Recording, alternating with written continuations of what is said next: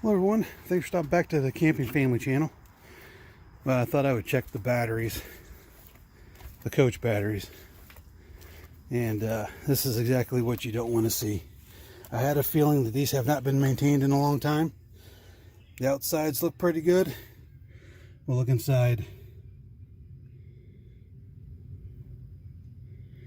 Those cells are bone dry. So I'm going to fill them with water. I don't know if they're going to be any good. So we'll check it out. I'm sure they're dead. I was planning on replacing them anyway. This kind of confirmed it. Well, I just about put a gallon of water just in that one alone. They're all up to the level. So we'll see what happens. I don't know if I can bring them back to life or not. I'll put them on the trickle charger. See what we can do. Let's try this other one. See what we got over here. I'm out of water.